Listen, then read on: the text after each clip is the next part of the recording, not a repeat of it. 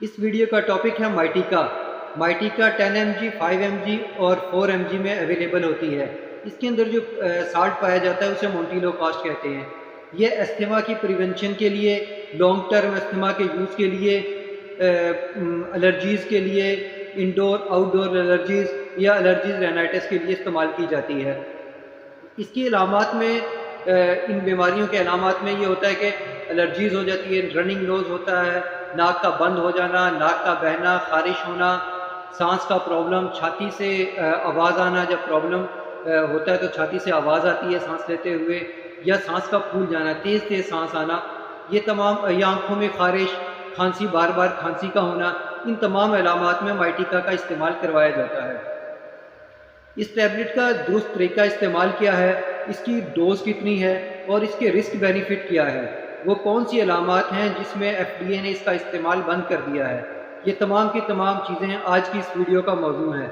इससे पहले कि अगर आपने हमारा ये चैनल सब्सक्राइब नहीं किया तो बराए करम इसको सब्सक्राइब कर लीजिए ताकि हमारी आने वाली तमाम वीडियोज़ तवत्तर के साथ आपको मिलती रहें।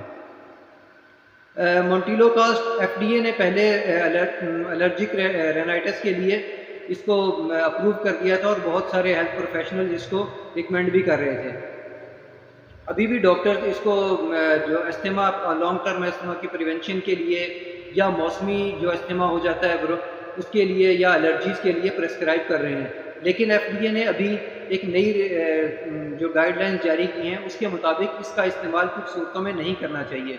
वो सूरतें ये हैं कि अगर तो पेशेंट एलर्जीज़ हैं और वो दूसरी दवाइयाँ मसलन लोरेटाइडिन, फेक्सोफेनाडिन, सिट्राजीन, लिवोसिट्राजीन, मैं इनके ब्रांड नेम भी ले लेता हूँ, यानी कि टी-डे, फेक्सेट, फेक्सेट डी, रिजिक्स, लिवोसिट्राजीन या नेज़ल स्प्रे, स्टीराइड जो नेज़ल स्प्रे हैं, सबसे पहले इनका इस्तेमाल करना चाहिए एलर्जीज़ के लिए और अस्थमा के लिए।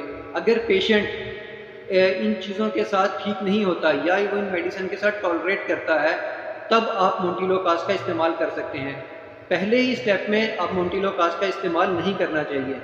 वजह ये है कि इसके बहुत सारे मुज़र असरात हैं। हमारे यहाँ दवाइयों के अगर जो उसके फ़वाइद हैं वो नुकसानात से ज़्यादा हों तब हम उसको प्रेस्क्राइब करते हैं, लेकिन अगर उसके नुकसानात बाद सूरतों में फ़वाइद से ज़्यादा हो जाएँ तो उसको इंतहाई सोच समझ कर प्रेस्क्राइब करना चाहिए। अगर लॉन्ग टर्म मोंटिलोकास्ट या माइटिका का इस्तेमाल कर लिया जाए, इसके अंदर माइटिका भी है, मोंटीगेट भी है मोंटिलोकास्ट फार्मूले के अंदर। अगर हम इन दवाइयों का इस्तेमाल लॉन्ग टर्म करते रहें तो इससे मेंटल जो हेल्थ प्रॉब्लम्स वो होने शुरू हो जाते हैं, जिसमें पहला मसला ये है कि सुसाइडल थॉट्स आना शुरू हो जाते हैं, खुदकुशी का रुझान बढ़ जाता है, बिहेवियर प्रॉब्लम हो सकते हैं। उस पेशेंट के अंदर जो इसको लॉन्ग टर्म में इस्तेमाल करता है उसके अंदर एग्रेशन पैदा हो सकता है, बेख्वाबी की अलामत हो सकती है, या टेंशन प्रॉब्लम हो सकता है। बाज़ मरीज़ों को इससे याददाश्त का मसला भी हो सकता है। कुछ लोगों को बहुत ही सीवियर किस्म की डिप्रेशन होनी शुरू होती है, एंजाइटी होनी शुरू हो जाती है। कुछ पेशेंट्स को कन्फ्यूजन के शिकार हो जाते हैं, कुछ को रात को नींद नहीं आती और वो मुसलसल सोचते ही रहते हैं। कुछ को हेलुसिनेशंस तक हो जाती हैं।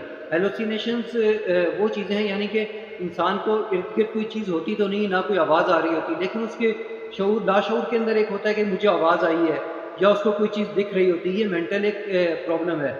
मोंटिलोकास्ट के बहुत ज़्यादा इस्तेमाल के साथ, माइटिका के बहुत ज़्यादा इस्तेमाल के साथ कुछ पेशेंट्स के अंदर ये चीज़ें डेवलप होना शुरू हो जाती है। मेमोरी लॉस भी हो जाता है। बाज़ पेशेंट्स के अंदर जिस्म की थकावट, जिस्म का टूटना, ये अलामात भी हो जाती हैं। क्योंकि ये बहुत ही ज़्यादा रिस्क फैक्टर हैं, इसलिए FDA ने आजकल एक नई गाइडलाइन इशू की है कि आप एलर्जिक रेनाइटिस में इसका इस्तेमाल कतई ना करें।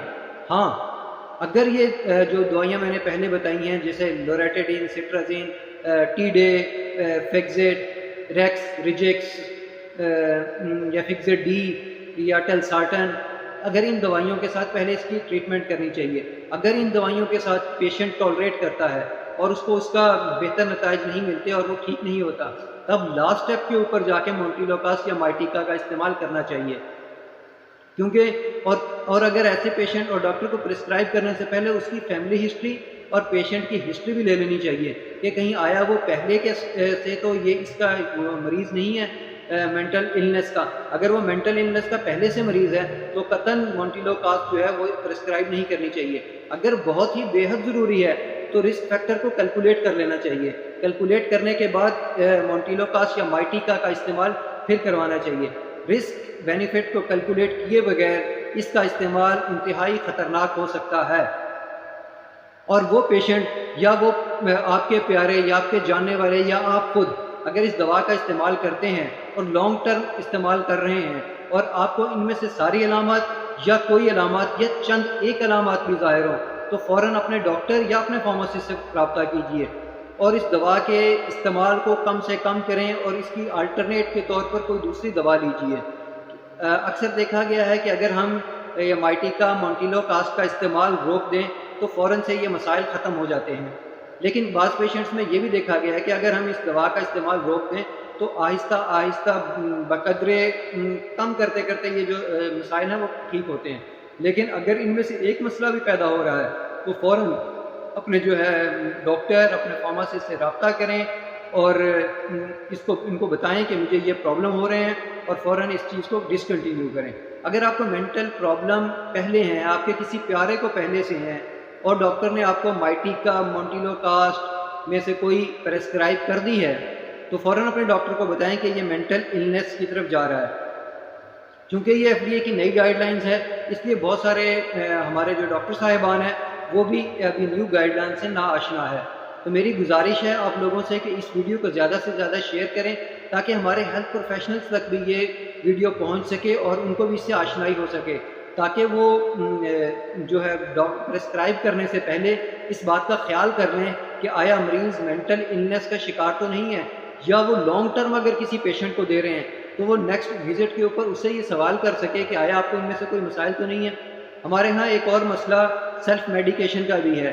बहुत सारे मरीज़ सीना बसीना रात चलता रहता है, एक दूसरे से सुन लेते हैं और वो मोंटिलोकास्ट का इस्तेमाल करते रहते हैं। ऐसे मरीज़ों तक भी ये मैसेज पहुंच सके कि वो मोंटिलोकास्ट या माइटिका का इस्तेमाल इस तरह खुद ब खुद स्टार्ट ना कर दें, क्योंकि आपको डॉक्टर से रब्ता करना चाहिए और पहले दूसरी एंटी एलर्जिक जो मेडिसिन हैं उससे करना चाहिए। अगर एलर्जीज़ का मसला है तो आप एलर्जिक शॉट्स भी लगवा सकते हैं। अगर एलर्जिक शॉट्स लोरेटाडीन, फिक्सोफेनाडिन, सिट्राजिन, लीवोसिट्राजिन या और दूसरी कई किस्म की जो एंटी एलर्जिक अद्वियात हैं उनसे फ़ायदा ना हो रहा हो, तब जाके मोंटिलोकास्ट का इस्तेमाल करना चाहिए। अल्लाह आपको और आपके तमाम अहले खाना को लंबी और सेहत वाली ज़िंदगी अता करें। अगर आपको ये वीडियो पसंद आए तो इसको लाइक ज़रूर कीजिएगा। अल्लाह हाफ़िज़।